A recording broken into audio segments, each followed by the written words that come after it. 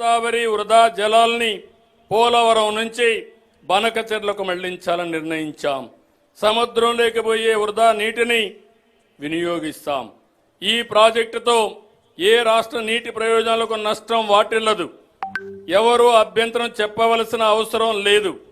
వరదలు వచ్చినప్పుడు ఎగువ రాష్ట్రాలు నీటిని విడుదల చేస్తే దిగువ రాష్ట్రంగా ఆ నష్టాలను కష్టాలను భరిస్తున్నాం.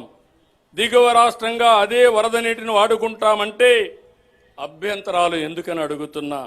వరదను భరించాలి కానీ వరద నీటితో ప్రయోజనం పొందకూడదంటే ఇది ఏ విధంగా మంచిదో ఆలోచించమని విజ్ఞప్తి చేస్తున్నా. కృష్ణానది గోదావరి జలాల్లో మన వాటాల సాధనలో రాజీ పడే సమస్యనే లేదు. ఆనాటి నుంచి ఈనాటి వరకు తెలంగాణ ప్రజల పోరాటమే సాగునీరు తాగునీరు సాధించడం. అలాంటి తెలంగాణ ప్రజల భావోద్వేగమైన పేగుబంధం సాగునీటి ప్రాజెక్టులు.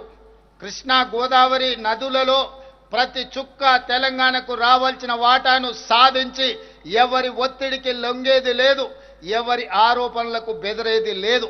4 కోట్ల తెలంగాణ ప్రజల పక్షాన నిటారుగా నిలబడి కృష్ణానది గోదావరి నదుల్లో తెలంగాణ హక్కులను సాధించుకుంటాం. మన ప్రాంతానికి సాగునీరు తాగునీరు అందించినాకనే మిగతా ఎవరికైనా నీరు.